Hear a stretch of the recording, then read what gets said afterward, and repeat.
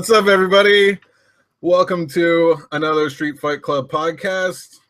I'm EBar, and today I'm here with Finest. Yeah, that's me, and that's what I say. That's enough. I'm gonna call my lawyer. You don't have a lawyer, bitch. I'll call Aaron Saxon Associates. Well, you know, I've got that guy who's a lawyer and a surgeon and a dentist. Brad Bradshaw, he works for me. What? You just said the other guy. Right. This isn't going to be funny to anybody that doesn't live. Nope, not at all. All right. Okay, so today it's time to talk about WWE Hell in a Cell. Sunday. Is it Hell in a Cell or Hell of a Cell? It's a Hell of a Cell, but the matches and the pay-per-view is called Hell in a Cell. Has anybody told the churches? You know what's funny is it's just a cell, like a random cell. Like, shouldn't it be called Hell in the Cell, and that would make their cell like the important one? Because why couldn't I have Hell in a Cell and just go down to the jail and like fart in someone's cell? You know what I mean? Like, that's hell. Right. That's Hell in a Cell. Not only am I locked in here, but that dude farted. God damn. Jail sucks. This is Hell where in do a you Cell. come from? Why would you do that? Bring in hell, bro. Yeah, just bring in hell. Match 1, me farting in your face. Anyway, what do you think about it? Is every single match in the cell? No, there are only 2 cell matches. Fuck it. Then fuck it. This isn't TNA Lockdown. This isn't TNA Lockdown. Why are you so angry about it? It's stupid to have a pay-per-view named after a match. A match? You said 2 matches. Yeah, I'm just gonna say okay. A match. So what about Money in the Bank? You can't have every single match be the Money in the Bank match. Yeah, Money in the Bank's kind of cool. You don't have like a Money in the Bank match at a Raw, do you? No, it's its own pay-per-view. That's what I'm saying. But you have cell matches on regular TV, right? No, not anymore. I mean, it's been done before, but not for years. I played WrestleMania 2000 one time, and it's like every 3rd match is in a cell. Yeah, well, that was the attitude there, dude. You had to have an attitude. People don't have attitudes anymore, and therefore you only get Hell in a Cell once a year. Well, do these cells have tops on them? Yeah. That's why it's the cell. Dude, I know you've seen Mankind get thrown off the cell. You know it has a roof. It doesn't make sense that cells have roofs, but cages don't. Don't cages have roofs? Well, like, yeah, if I put my dog in a dog cage and it didn't have a roof on it, he's getting out of there. Well, maybe, but... So are you saying it should just be called a chain link fence match? Yeah, it's just like the fence match. Fence match. Hell in a fence. Doesn't exactly have the same ring to it. What about whenever it was just a big blue cage, and it wasn't even chain link fence? It was like just fucking blue bars. Do you remember? Yeah, I've seen that. Anyway, 2 cell matches, and everything else. And another thing, the WWE Championship match, not in a cell. Does that make you upset? Shouldn't that be the main? Is it the main match? No, but we'll get there. All right, so is the main match a Hell in a Cell? Yes, the main match is Hell in a Cell, but the main match is not the WWE Championship match. Ooh, okay. I can wrap my mind around that. All right, WWE Hell in a Cell kickoff match: Chad Gable and Shelton Benjamin versus the Hype Bros. That's Zack Ryder and Mojo Rawley. The Hype Bros? Yeah. I feel like WWE writers were just like, let's look up stuff on the internet. What's an internet word? There's the hype. Hype's cool. Bro, they don't get hyped. They stay hyped. All right? They wear shirts that say bro me. They sure do. Fuck these dudes. I don't even know what the other people... I don't even know what their names are now, but anyone who wears bro me shirts deserves deserves not just to lose the match, but to die. God, bro, savage. That's going pretty. You want people to die in the ring or just in general? In the ring, like I don't want them just to I want someone to beat them to death, and then pin their bodies. Well, that's not better. Okay, so you're going with Chad Gable and Shelton Benjamin. You have never heard of Shelton Benjamin? I don't think so. World's Greatest Tag Team. Is it related? Who? What? Benjamin. Started out as an old man, became really young. That's Benjamin Button. Yeah. He's part of the tag team? Anyway, next. Okay, and no, Benjamin Button is not part of the tag team. His name's Shelton Benjamin. And he's a former Intercontinental Champion, so you will respect him. Okay. Apparently he's doing pretty good if he's on the dark match of the fucking crappiest pay-per-view of the year. Andy, well, nothing could be worse than No Mercy. The last prediction. Worse? It was horrible. It made me to where I don't want to watch Raw anymore. And I haven't. Is this in the top 3 of the worst Hell in a Cell? I mean, at least it has Hell in a Cell. Okay. God damn it. Don't be that angry, bro. Dude, a cat literally just climbed up my pants. It hurts so bad. Yeah. All right, so. You also got the return of the Fashion Files. What? That's like a show within the show of SmackDown with the Fashion Police, Tyler Breeze, and Fandango. That sounds incredibly uninteresting. It was actually pretty cool, and I think you would have liked it because the Fashion Files, the first season that they did of it or whatever, had a lot to do with Twin Peaks or whatever that weird show is. Shane, you're mistaking me for Shane. I've never seen Twin Peaks. You're all the same to me. All right. Next, is it because we're white? That's racist. I am a little. You're being racial. Okay, Randy Orton versus Rusev, bro. Who you got? Gotta go with Marka. Going with Randy. I've gone with I've gone with Randy every time. And I don't know if that's paid out for me or not. Most of the time. So you just called me a racist, and then I say Randy Orton versus Rusev, and you go, gotta go with America. I told you you're all the same. So loving America means that I'm racist? Yeah. Oh, damn, dude. Oh, my God. Oh, man, this has turned to a very Chad Finest type of talk. All right.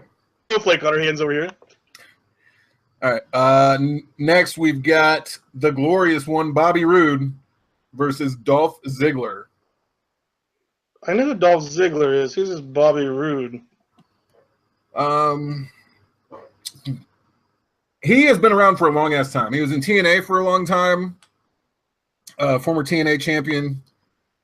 Came to NXT. Was NXT champion. And now he's kind of wallowing around on SmackDown on the main roster. So which a lot of NXT call-ups sometimes, I don't know, things don't go well. So he's been in wrestling forever and never made it, really. Well, I mean, he's pretty good. He was very over. Like his gimmick in NXT, because he's got this really cool music, and he was just super over. He was an NXT champion, and then it's like they brought him up, and he was there for like a couple of weeks, and then he wasn't on TV for a few weeks, and it's like, what the hell are you doing? I don't know. Well, doesn't WWE shit on Dolph Ziggler a lot? Yeah, and recently his gimmick has been that like it's for the fans. It's not about the wrestling; it's about the gimmick and how they come out. So he's been coming out to different entrances and shit like that. So I mean, it's been kind of funny. But honestly, I've missed like the last 2 weeks of SmackDown. So I am also a guy who does not watch wrestling at this moment. I mean, he's a fairly skilled guy, right? He's cool. He's like He's like the poor man's version of Shawn Michaels, basically. Yeah, I've seen a few matches with him in it. I'm gonna say that. I mean, if I was a smart person, I would say. Or I mean, if I was a smart booker, I would say they would give their new guy a little bit of a push at the pay-per-view. I'm not gonna say that WWE will do that, but I'm gonna go with Bobby Good or Roode. Bobby Roode. Bobby Good, Bobby Roode, whichever. Bobby be good. Hey, you haven't been given your prediction.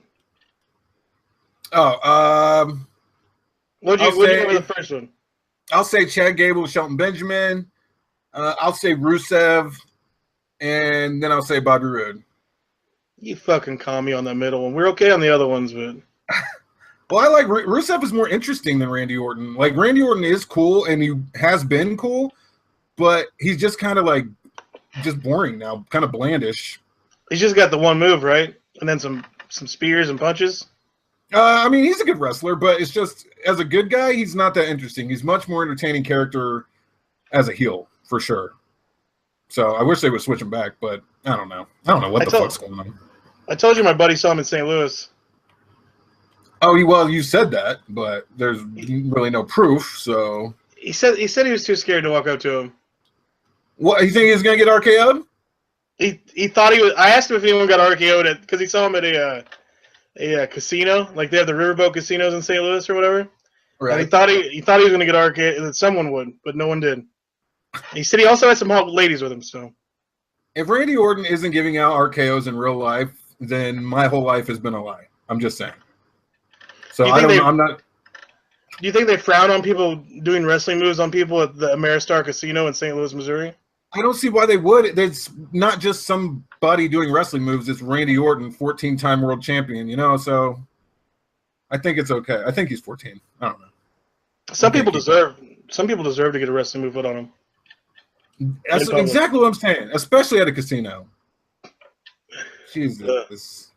All right, next is the United States Championship match.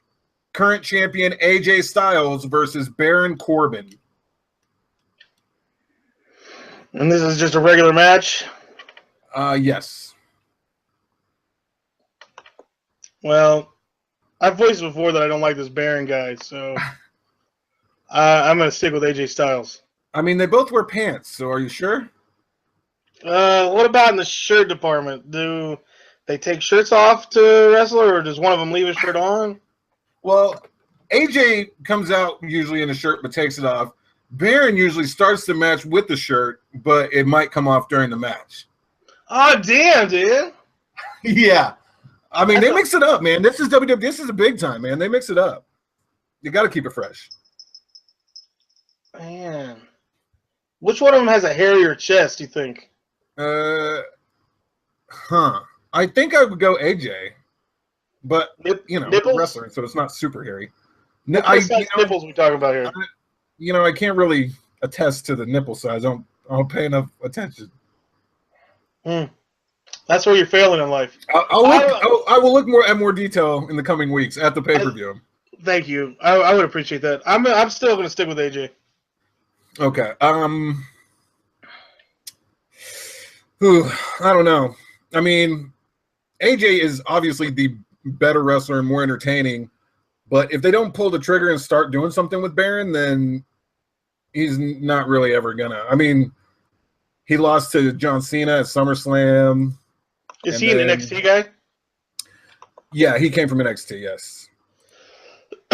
How long do they let people brew in NXT before they steal them away? It really just depends, like, how over they are, and I don't know, because it doesn't seem like they have set in stone plans for them once they get there, which is fucking stupid. But Baron Corbin was in NXT for like 3 years, which is longer than most people are in NXT. And it was kind of a shit or get off the pot moment of either we fucking move him to the main roster or what, so they did. And he's okay. I don't hate Baron Corbin, but it's just, they're really not doing. I mean, he won the fucking Money in the Bank briefcase and then cashed it in and lost because he got distracted by John Cena. on fucking Jinder Mahal. Jinder Mahal is the current champion. So dumb. So, I mean, they don't have much faith in you if you lose the Money in the Bank briefcase, because the statistic is generally most people win whenever they cash that shit in. Has anyone from NXT done really well once they moved over? Yeah, I mean, Kevin Owens is doing really well. Rusev was an NXT guy, right? He got Rusev back in the day. He was from NXT. Old in it, like, you know, you don't really think about it, but he was. And then Cesaro, I think, was in NXT. Big E from the New Day was in NXT. Seth Rollins, he was in NXT, and he's been world champion. Oh yeah, Dean Ambrose. I mean, Roman Reigns came from NXT, but like, I don't know. I feel like NXT was different than it is now back then, because that was like very early NXT. Was it even televised on the network or anything when they were on? Yeah, it still was. But it was just, that's at the when it was really just beginning. Cool. What we got next, man? We got the first of the 2 Hell in a Cell matches. The New Day, the current tag team champions, versus the Usos inside Hell in a Cell. Now, this to me has the potential to be match of the night, because they've been match of the night before without it being in a cage or Hell in a Cell. Tag team in a cell seems pretty interesting. Have they done that before? I know that there's been multi-man matches in Hell in a Cell. Yeah, there definitely has been. I don't know. I can't remember last time like the belts were on the line in Hell in a Cell, but there's definitely been tag matches inside Hell in a Cell. And New Day has the belt? Yeah. They won it back from the Usos, who had taken it from them. So they just flip. It's kind of gone back and forth, but the matches have been fucking awesome. I'd say this will probably be the blow-off match between them. So is it just do you win by pinning? Or getting out? I guess it's not about getting out. It's not about getting out of the cell. I like New Day. Let's keep it with them. Hell yeah, buddy. New Day rocks. I'm also going to go New Day. And then SmackDown Women's Championship match, Natalya versus Charlotte Flair. Little Natty Nightheart. Right? Yeah. She's an old man that used to say woo. That's her. Then what? Oh, is this one of those things where Rick in his older years was like, hey, I've really been a woman this whole time, and now he wrestles as Charlotte? You nailed it, dude. Charlotte, North Carolina. Man, neither of these women are attractive. Whoa, bro.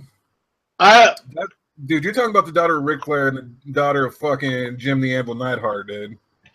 2 of the most beautiful men I've ever laid my eyes on. Ric Flair is a beautiful man. I guess I gotta go for his twinsy of a daughter to win this thing. You think she looks like him? She looks a lot like him, dude. At least in this picture I'm looking at. And also, her real name is Ashley. No shit. Also, Charlotte is a wrestling name, but Natalya's real name is Natalya. Also, and I feel like I've been lied to for years, Flair is really spelled like some German Nazi thing. F-L-I-E-H-R. So that's true. But you can't market a limousine riding, jet flying, wheel and dealing son of a gun with a name like Flair spelled F-L-E-I-H-R or whatever the fuck you said. Right. It doesn't look as good on a poster either. People would have misspelled it anyway. Dude, do you know how many people always spelled like wrestlers' names wrong? You'd always see those signs that like Bret Hart and it would have 2 T's, and it's like, you like this guy enough to make a sign, but you don't know how to spell his name. Like, have you not watched him come out 1 billion times on TV? Or Rick with a C, or I mean a K, R-I-C-K instead of just R-I-C Flair. Whatever. Does that say more about the audience or the American education system? What are you trying to say, buddy? I don't know. I'm asking you. All right. Who you going with? I'll go. I mean, you know, Rick was just sick, and I don't want it to be like a Rick's always been sick. He's sick as fuck, bro. I don't want it to be like a sympathy thing to give it to Charlotte, but Charlotte is better than Natalya. I mean, that's flat out all there. And I love Natalya. I think she's great, but has Charlotte ever had the championship? Yeah, she was Raw Women's Champion like 4 times. Like there was a while like her and Sasha were just kept going back and forth with it. Natalya hasn't had it very long though. I'm saying Charlotte. All right. Hey, so there's like a SmackDown version and Raw version of the main championship, right? What's the difference? On Raw, the championships are the WWE Universal Championship. That's the main one. The Raw Women's Championship, Raw Tag Titles, and then the Intercontinental Championship. And then on SmackDown, it's the WWE Championship that we've always had. SmackDown Women's Championship, SmackDown Tag Team, and the United States Championship. So the only real ones that are different is one's the United States on SmackDown, and on Raw they have the Intercontinental. So how do they decide who's the main champ? Like, because at some point someone from Raw has got to fight someone from SmackDown, right? No. I mean, only whenever they basically go back to having one combined brand, which isn't really a great idea to me because they just have too many wrestlers.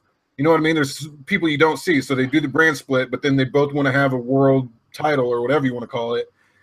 And I don't know. I mean, but there's not one that's cooler than the other to have. To me, the more prestigious title is the WWE Championship because that holds the lineage of the WWE Championship, and the Universal Championship has only been around for like, a little bit more than a year, and it's been like it went Finn Balor, who had to give it up immediately. Who else had? Kevin Owens, Brock Lesnar, Goldberg, and then back to Brock, or maybe it went from Kevin to Goldberg. But anyway, it's been as a belt that's been around like a year, and fucking 50-year-old Goldberg held it. How important is that title? Dude's got a hell of a spear on him. Fuck him. Edge's spear is better. Batista's, the gore from Rhino is better. I got a spear in my pants. What's that?